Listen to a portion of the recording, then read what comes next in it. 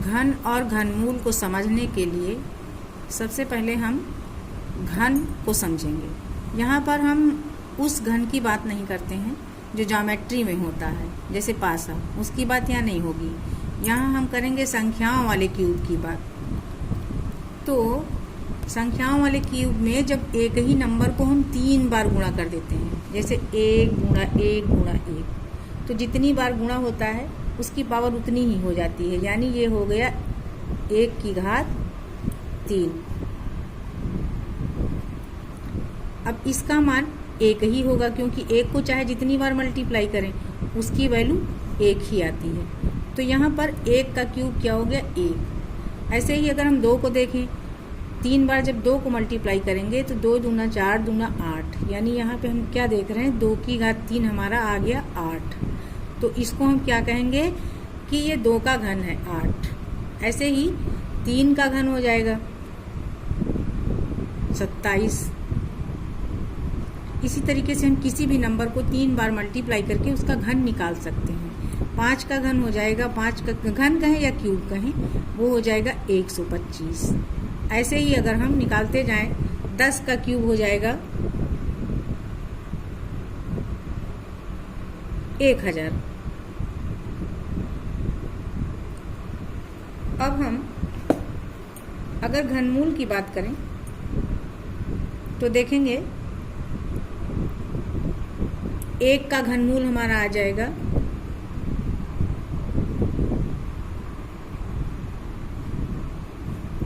1। क्यों आएगा? क्योंकि घनमूल में अगर 3 बार हमने मल्टीप्लाई किया है तो 1 ही नंबर लिया जाएगा, यानी इसका घनमूल हमारा ये होगा, कोई भी एक। ऐसे ही हम 8 का घनमूल देखें तो 2 हो जाएगा, यानी 8 का घनमूल हमारा क्या हो जाएगा, 2। 27 का घनमूल क्या हो जाएगा, 3 हो जाएगा। अब हम इसको इतना लिखते नहीं है लंबा, इसका एक निशान होता है।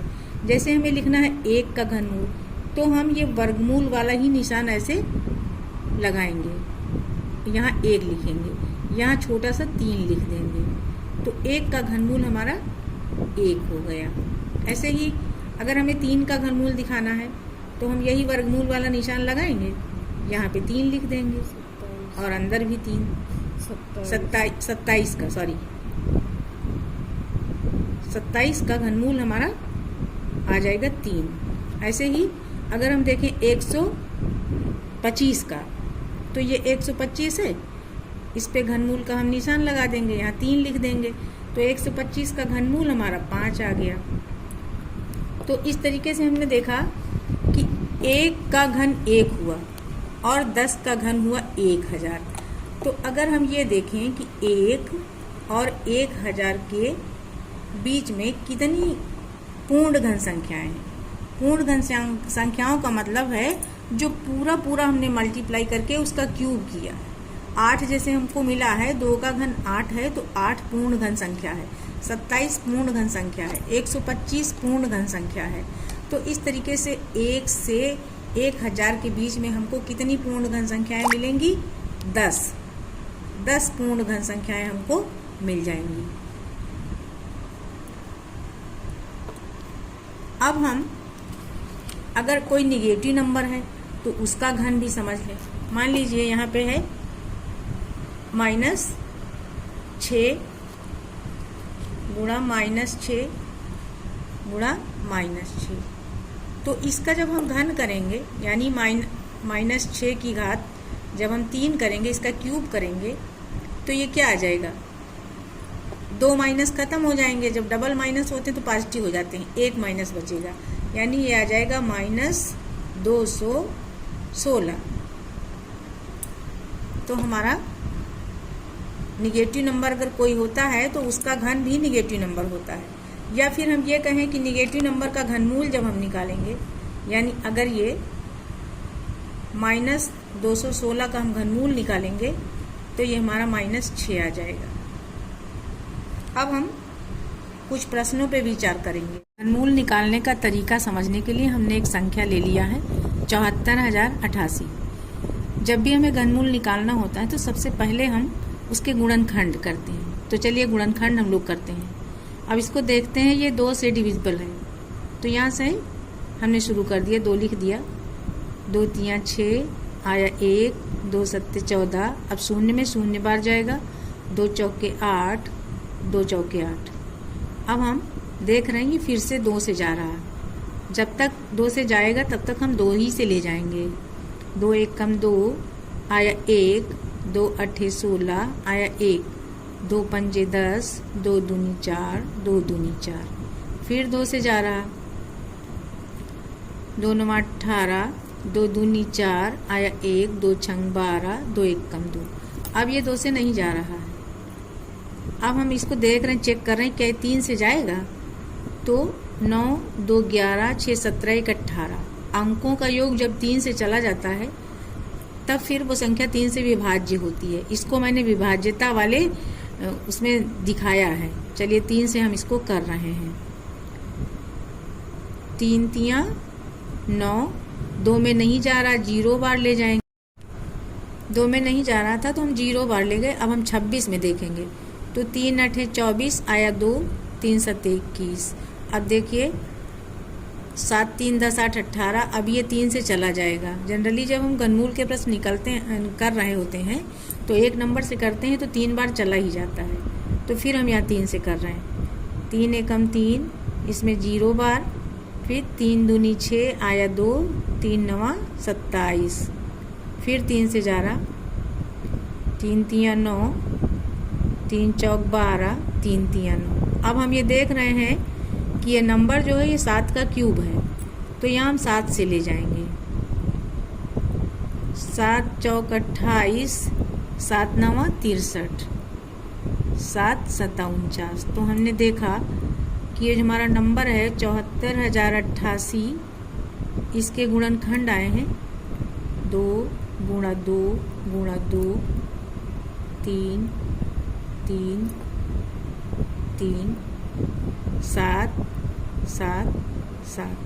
वर्गमूल में हम क्या करते थे, जोड़े बनाते थे। यहाँ पे हमको ट्रिपलेट्स बनाने रहेंगे। ये इस तरीके से हम ट्रिपलेट्स बना लेंगे। अब हमको क्यूब रूट निकालना है, घनमूल। तो हम क्या करेंगे, इसका निशान ऐसे बनाएंगे, यहाँ पे छोटा सा 3 लिखेंगे और यहाँ इसके अंदर हम ये वाला नंबर लिख देंगे जिसका हम निकाल रहे हैं क्यूब रूट। अब जितने ट्रिपलेट बने हैं हर ट्रिपलेट से हम एक एक नंबर निकालेंगे। यहाँ से 2, यहाँ से 3, यहाँ से 7, इनका आपस में हम गुणा कर देंगे। 2 तियां 6, 6 सत्ते 42। तो हमने देखा कि 74,088 का वर्गमूल आ गया हमारा 42। अब हम एक निगेटिव नंबर का वर्गमूल निकालना, घनमूल निकालना देखेंगे। हमने ले लिया -17,576। अब इसका जब हमें घनमूल निकालना है तो माइनस हम फैक्टर करते वक्त नहीं लगाएंगे, लास्ट में जब इसका घनमूल निकलेगा तो वहाँ माइनस लगेगा। अब वैसे हम इसके फैक्टर करते हैं जैसे हमने पिछले वाले नंबर का किया था।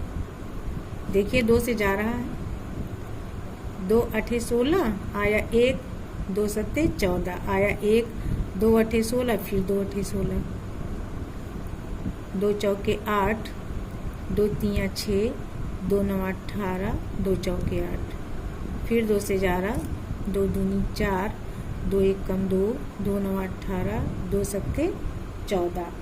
अब हमारा ये, अगर हम डिविजिबिलिटी पढ़े हैं, पिछले वीडियो में डिविजिबिलिटी मैंने सिखाई है, तो ये 13 से जाएगा। हम 13 से इसको ले जाएंगे।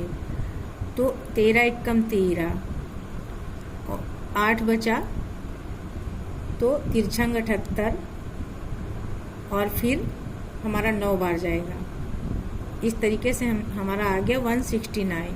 और फिर ये 13 से जाएगा, तो 13 1 कम 13, 13 तियां 39। अब हमारे इसके गुणनखंड क्या आएंगे,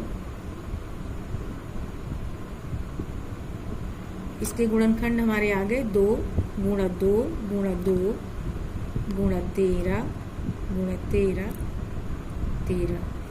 अब इसको जब हम क्यूब रूट इसका निकालेंगे इस तरीके से, हमारा माइनस का निकालना है ना, तो हम यहाँ माइनस लगा देंगे 17,576।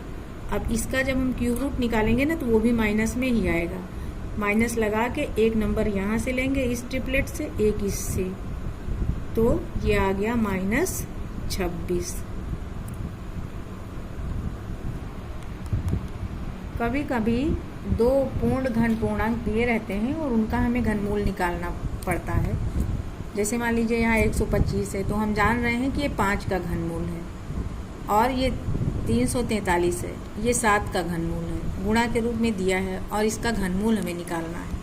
तो इसमें हम क्या करेंगे, इसको देखिए 5 × 5 × 5 और ये 7 × 7 × 7। जब हमें इसका घनमूल निकालना है तो हर ट्रिपलेट से हम एक नंबर ले लेंगे। तो ये हो गया 5, ये हो गया 7, यानी इसका घनमूल हमारा आ गया 35। अब हम एक और क्वेश्चन देखते हैं। मान लीजिए कोई परिमेय संख्या दे दिया इस तरह से और इसका हमें घनमूल निकालना है। तो इसको तो हम देख के ही जान रहे हैं कि ये -5 का घनमूल है। इसके लिए हम क्या करेंगे, इसके फैक्टर कर लेंगे। चलिए करते हैं।